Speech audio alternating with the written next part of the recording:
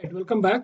So, in the rest of this module, that is module 2, which was about sensors and signal processing, sensors and signal processing.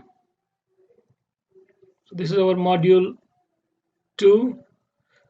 And in today's, or we can say in the rest of the lectures, we have a couple of lectures now left with. So, we discuss about measurement noise, the signal processing techniques. So, that will be the part of our the rest of the lectures.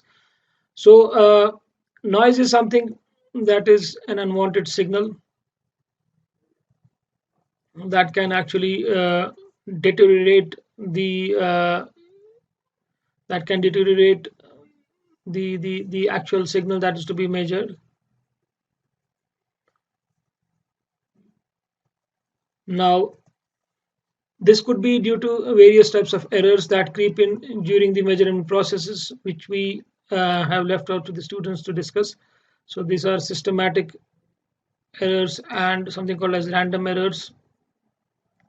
So because of these types of errors, we have a noise that gets generated in the signals, and then signals are actually something called as deteriorated, or we can say corrupt.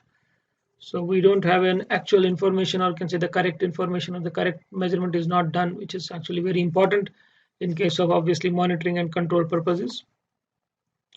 Now, these types of errors generally creep in everywhere in the instruments, and obviously there are techniques to reduce such types of errors, but there are specific errors that are more related to the electrical equipment, or you can say the measuring instruments, where it's more about electrical signals that are there. So electrical signals or the electrical output, if there is something related to that, so we have a specific kind of noise that gets generated into these types of signals. So that is what we are actually discussing about, and then we have to do something called a signal processing. Now, these types of noise are specific to the electrical, you can say, the sensors and transducers, and but we have already seen that the sensors are mostly those where we have electrical signal getting converted, so electrical signal getting generated out of some conversion of some form of energy to another form of energy. Now, sorry. Now, these types of the noise could be of the two types. One is that something gets generated within the circuit itself. So within the measuring instrument itself, we can have some type of noise that gets generated due to the bad design, or you can say due to the other effects that are there, something called as internal and external effects. And it could be also that the instrument was fine, but during the transmission of the signals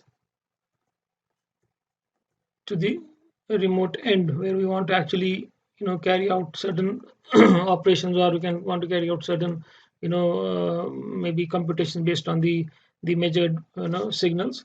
So during transmission also we may have the noise that gets induced.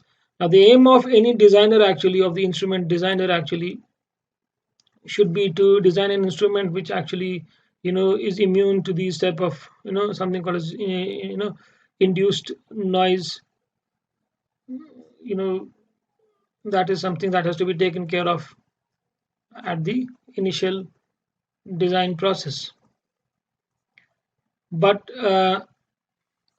however, we generally see that it's very difficult to avoid such type of noise, even if we go for a perfect design.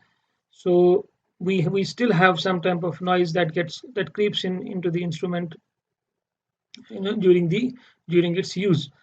So we can say that signal processing is still required. Now, we cannot do away with signal processing, and that too with the instruments, or can say measuring instruments that we use in our control and monitoring purposes. So these say noise voltages are of generally two types. One is the serial mode type. So we have two modes, that is serial mode and the common mode. So this type of noise that creeps into the signals, and it acts actually in series with the output voltage. You can say acts in series with the output. And the common mode, actually it is something called as potential that gets raises the output signal by some amount on both the both the, you can say, ends. So it's almost something that gets neglected out. But sometimes there are issues with these types of noise that they may lead to conversion of common mode to serial mode, and that can actually have an impact like this one has on the signal. So in a more general sense, we can say that if we are trying to measure, let's say, a signal in terms of, let's say, we can talk about the measurement of acceleration, or the measurement of vibration, or measurement of, you can say, temperature, or we have the measurement of force. So if we generally expect a signal in terms of some voltage output over time, if we expect the signal to be, let's say, in this form,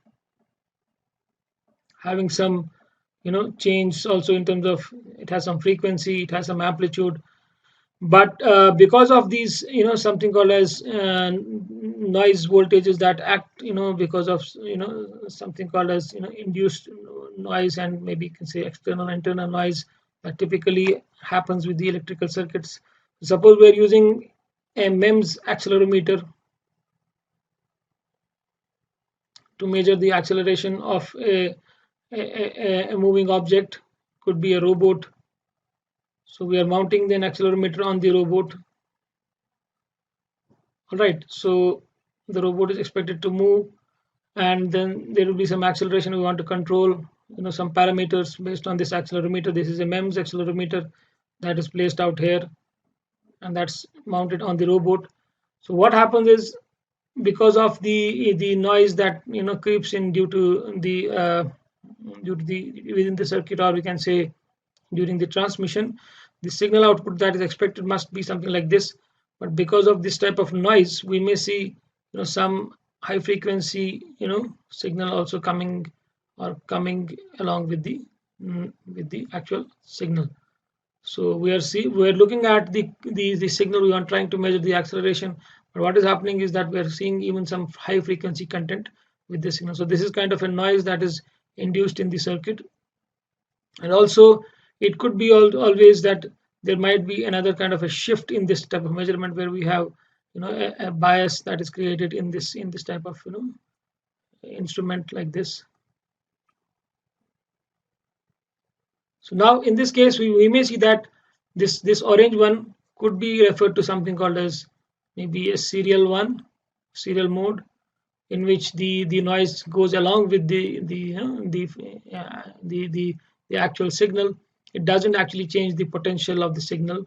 But in the common mode, we may see that this may be referred to something like common mode, where we are seeing that the signal is similar, but it is causing a shift in the, or you can say it's similar to the bias in the voltage. So these types of noises have to be actually taken care of, where we are trying to look at the output, which is more pure, where we are actually going to take some action on. So now we have something called as signal to noise ratio. We have S by N, of course, can say signal to noise ratio. This ratio tells us about the content of noise in the signal, or you can say the content of noise in the signal. So this is typically measured by a standard formula, 20 log of 10 Vs by Vn, where Vs is the mean voltage level of the signal. So in case of AC, it would be RMS value, mean of that RMS value, and then we have Vn is the mean voltage level of the noise signal. All right, fine. So this is how we can actually measure the amount of noise present in a signal if we know these voltages. And then we can actually look at something called as the noise that we are now talking about, something that comes in the circuit, or that is due to the during the transmission. So these noise are generally divided into two types. So one is the external noise, or you can say one is due to the external effects, one is due to the internal effects. So these are all covered under induced noise. Now external would refer due to something called as inductive coupling. We have something called as capacitive coupling, or an effect called multiple earths and voltage transients. Fine. So in the internal ones, we have due to we may have due to thermoelectric effects, something called as short noise and electrochemical potentials. So these are some of the examples, some of the types of sources you can see where from actually this type of noise can actually creep in into these systems. Now let's talk about here the external ones, the induced, the induced, or you can say induced, or you can say the inductive coupling.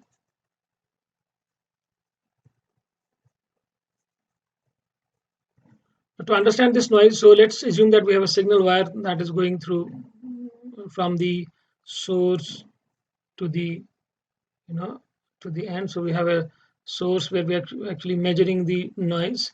Sorry, we are measuring the signal, and then it's being transmitted to the to the end where actually we are trying to process it.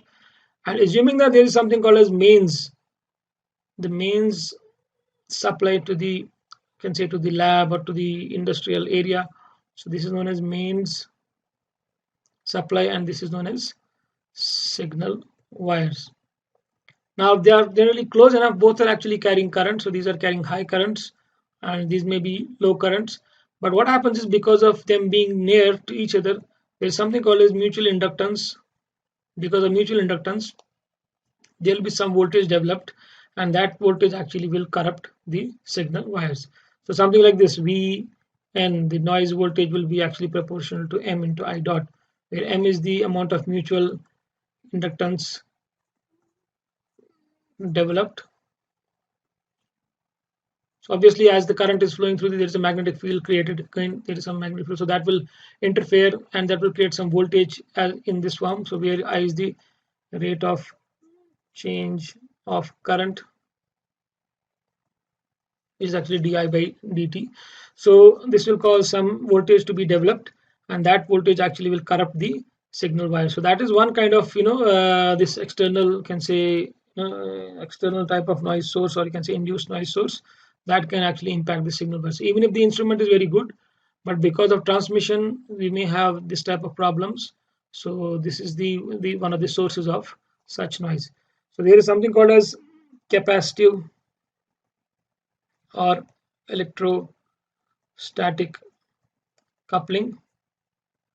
Now this type of noise actually also comes into play when we have something called as, we have mains, and we have, suppose this we call as mains, and this is known as the earth. In this case, we will take both, and then assuming that we have a signal source here, and then we have some wires, signal wires going here to the, it could be, in this case we can talk about the instrument itself, and then let's assume there is some mains lines going on, and there's some earth wires also going on. So because of, again, them being closer to each other, so we may have a capacitance between the earth wire and this type of signal wire, and we may have a capacitance between this part of the wire and this earth. We may have a capacitance between this part of the mains and this part of the signal wire. We may have a capacitance that develops between these two. So these are all when they are closer to each other. So some capacitance can get developed because they are correct, they are conductors of different charges and different currents. So obviously some capacitance can get developed, and then obviously some voltage accordingly can get developed, and that will actually disturb the signal wires, or you can say the output of the signal wires will be disturbed. Now these are effects that are not there actually when we design the instruments, because they don't have any, they don't really come. If we avoid these mains and earth, obviously then we don't have problems. But these are some of the effects that come in or creep in actually because of the, kind of, you can say, poor, handling of the instruments, or we don't keep the right, environment, or we don't keep the standard conditions. So that's why we may have obviously some voltage developed, or in the form of noise that disturbs the actual signal, that is a signal voltage. All right. Now we may have also errors due to something called as multiple earths. So multiple earths actually refers to the, the potential, you can say, of the ground, which is the highest potential. So obviously we would like, to put our systems, connect them to the earth in case of any problems, or you can say shock, or you can say in case of any, spikes. So those all can get transferred to the earth. So we generally, in electric circuits, we use this type of, or this kind of, concept, where we connect every instrument or every kind of equipment that we have to the earth. But what happens is, in the industries or the industrial scenarios, we may have to measure some important, parameter. So we may have obviously signal wires from the instrument. And if you understand that we in the all these instruments actually measure the signal, they are generally very low voltage signals. And it may happen that we may have some heavy equipment or machinery, alongside, which may draw actually larger currents. And because of these large currents, obviously they also would be connected to the earth, isn't it? So if this earth and this earth is similar, so they may not be really problems, but because the potential at different points in the whole, circuit may be different, and obviously it is generally would be undesired to, to keep these two together or having the same earth, because we do have something called as leakages that are there in the circuits at the, source or the other end, that may lead to, different potentials, and again it will cause some problems in the final output signal. Similarly, we have voltage transients.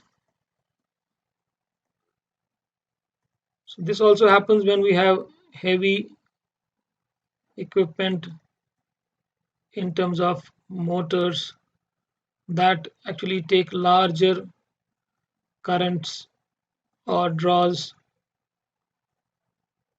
huge amount of power at the beginning. So this beginning and then settling down, so it may be something like this. There's a huge spike of current that is required, and then there is a small amount of current that is required during the continuous operation. So we call this as current versus time. So this is known as something called as surge current. So because of this surge current, we may have huge power requirements, and hence this may even cause a lot of voltage obviously changes. This voltage change for a shorter duration of time actually is certainly, in the form of spikes. So this may obviously, cause problems if we use the same power supply for the instrument and the heavy equipment. So if the equipment and the instrument placed, at different location actually are drawing current from the same source, so because of the larger requirements initially and then smaller requirements, this may cause changes in the source voltage, which may actually cause spikes in the measured output also. So that's what has to be again taken care of. So this is again a kind of noise that, source of noise that actually creeps in during this, measurement process, more electrical in nature. Now the internal elements that cause noise, uh, internal sources we can say of induced noise are: one is the thermoelectric potential, So this is something that we see when we design some instruments which are used to measure a particular quantity. But what happens is if the instruments to be measured are of different materials, if the instrument that controls those various other instruments are of different materials, and if they are joined together, and because of their continuous operation, they may heat up non-uniformly. So this non-uniform heating, along with different materials or metals, you can say in this case, more particular, we have something called as thermoelectric EMF getting generated. So if this is not taken care of now, then this will actually cause act as noise in the output signal. So a thermoelectric effect of 40 microvolts per degree Celsius has also been observed in various instruments that can actually hamper if the temperature difference is too high, let's say 10 degrees. So it's almost 400 microvolts of noise that can actually be there if the signals. But if the signals are generally in microvolts only, if the signal output is in the form of microvolts only, then it's a huge amount of noise that actually is getting creeped in into these systems because of this effect. So this is, but this is more about to the internal operation of the instrument, so that's why we consider them into internal sources. And similarly, we have, due to something called as short noise, this is typically observed in the transistors, electronic transistors or integrated circuits and diodes. So this happens when there is the transfer of charge between the junctions in the PN junction diode. Transfer of charge between the junctions. This may happen due to the manufacturing defects and other problems, that there may be something called as fluctuations in the transfer rate of these charges. So because of that fluctuation, you may see a noise that obviously is now considered into internal ones. And similarly, you may have something called as electrochemical potential that gets developed in these circuits. This is generally observed in the poorly soldered joints. So in electrical or circuits or in mechatronics or any other, when you try to make these circuits or you may try to make these boards, PCBs, you have to be careful that you don't really you don't poorly solder them, rather than you have to solder them properly to avoid something development of something called as electrochemical potential. This potential actually may act as an unwanted signal, and this may disturb the actual signal that's to be measured. Now let's talk about the techniques to reduce this type of noise. So let's talk about it here. So what are the various techniques we can use to reduce such type of noise without even doing something called as signal processing? But we do have signal processing that is to be taken care of, that is to be used in this type of circuits. So we'll talk about signal processing, but before that we can talk about something where we can actually do some small changes to avoid this type of noise. So techniques to reduce the induced noise. So all these type of noise is generally classified into the induced noise. So the techniques to reduce the noise would be, first, simple. So what we try to do is we look into the location and the design of signal wires. Fine. So location means, so if the signal wire is, let's say, here, and if the mains were closer enough to it, whereby mutual inductance is developed, so we would like to always keep it far away from the mains, which is as per design we can talk about how much is required, so that the amount of mutual inductance developed is very low. So if M is very low, then obviously the voltage developed will be obviously also very low. So Vn will be quite low. So we can decrease Vn, which is a source of noise for us, by actually keeping it signal wires, keeping them far away. That is one way. The other could be something called as, we use something called as twisted pair cables. You must have seen these type of cables where we try to twist the wires together like this. So we have a wire A, signal wire B. So we try to twist them like this. This is the, let's say, output. So what happens is, if even if the mains is near, so let's say this is wire A, this is wire B. So there are some loops created. Let's say loop 1, 2, 3, and so on. So wire A is here near to the, let's say, main cable or main wires, and at this point in the loop 2, wire A is far away. So in a way, there is a potential that is developed, which is a noise that is developed in the wire A in loop 1. So wire A will have a potential developed, which is, let's say, V1, or you can say V1, and then wire B will have a potential, let's say V2, which means this is wire A in loop 1, so wire B. So wire B has V2 and wire A has V1. Obviously, V1 could be more than V2. In loop 2, that is this one, this is the loop 2. So if you see now, wire A has gone up, wire B is going down. So which means wire B will have the potential as V1 and wire A will have the potential V2. So as we move on this towards the end, we will have wire A will have a net potential of V1 plus V2 developed, and wire B will also have net potential of V1 plus V2, or you can say V2 plus V1.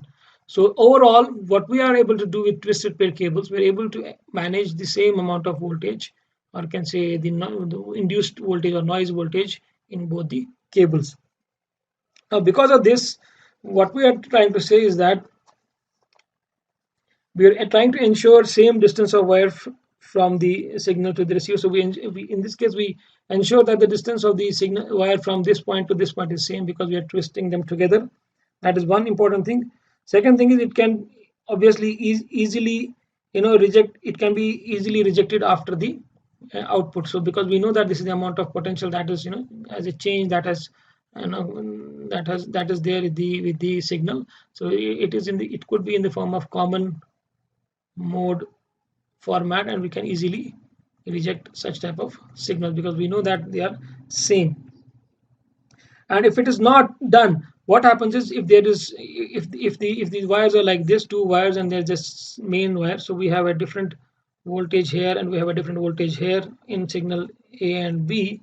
So because of that, this type of induced voltage actually goes into this as something called as in a serial mode format, where it is relatively difficult actually to filter these signals, and we may have a different kind of a noise here, which is again in the form of serial mode. But doing it this way actually makes them in a kind of a common mode form, where there is a potential that is raised and it's equal. So we know the potential in both the wires is same in the form of noise. So you can easily make a circuit where we can reject these noise signals in the end. That is an advantage, and that's how we can actually reduce the noise. In the, let's say, third case, we can say the earthing that we talked about, the multiple earths. So we can practice something called as good earthing practices.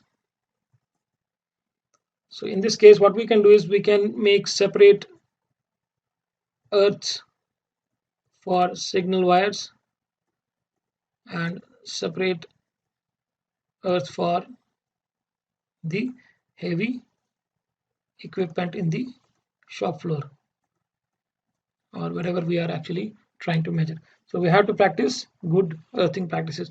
Similarly, we can do something called as shielding. So what we try to do here is we try to enclose the signal wires. We enclose signal wires in an earth and you can say metal shields. So we use something called metal shields, where we try to isolate them, the signal wires.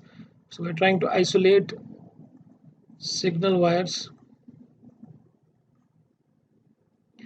electrically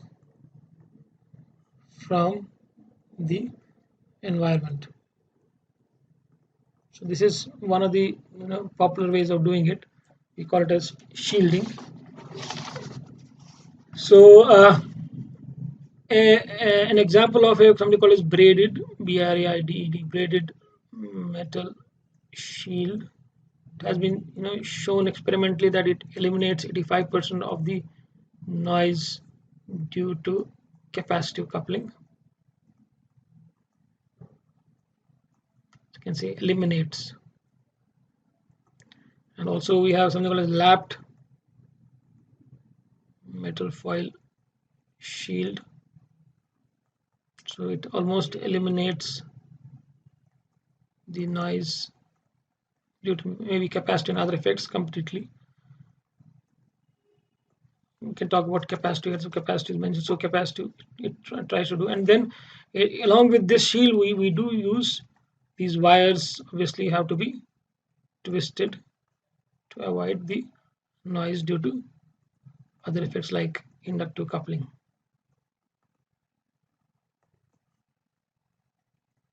So along with these shields, we also inside the shield the wires are twisted. So let's say this is the shield, and inside the shield we have again the wires being twisted. So this you must have seen in various places. This type of technique is used to avoid such noise. Now let me give you an example of the images that are available on the internet also. So this is an example of the typical wires. We have an unshielded twisted pair, and this is a twisted pair with screening, or you can say shielding. Now these are twisted, so they also help us in reducing to some extent some amount of noise inside this jacket. But with the foil shield that you see here, actually it actually avoids a lot of other capacitive and other couplings that act as a noise also. And then again, a similar example, you have a metal foil shield that shields these whole wires even if they are not twisted. So this also helps, but twisting plus shielding actually is the most most actually desired one in terms of signal cables. This is how this metal sheet also looks like. Another picture, and this is a braided one, metal braided armored LAN cable. Again, these types of cables or communication cables are subjected to a lot of noise that may have be there. So they have twisted cables, or you can say twisted pairs. In the LANs, you have a plastic tape, and then you have aluminum mylar tape. You have internal sheaths and external sheaths. They're all kind of you can say acting as can say shields. And then you have a metal braid armored cable. So this is more of a metal braid armored cable, and then you have another protective sheath. So these all actually together improve the the noise rejection capacities, or you can say noise rejection qualities of the signals, or you can say they avoid noise getting creeped into the signal. Now this is typically what happens with a signal. So you have a transmitted signal which has a desired or which has a particular amplitude and has a particular frequency. Let's say if it's a nice one. So while transmitting it from one place to another one, so because of this induced noise that is there due to various couplings like inductive coupling, capacitive coupling, or multiple earths, voltage transients or spikes. So what happens is the received signal actually has a considerable change in the amplitude and also changes in the frequency. So this signal is completely distorted.